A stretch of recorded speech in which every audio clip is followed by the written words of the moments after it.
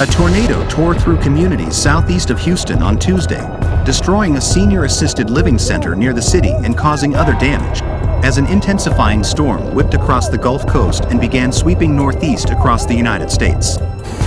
As the storm moved into Louisiana from Texas on Tuesday, 3 people were hospitalized with mild to moderate injuries after storms damaged mobile homes in an area northwest of Baton Rouge, the Advocate newspaper reported. A police official at the Point Coupé Parish Sheriff's Office confirmed the report but declined to provide other details.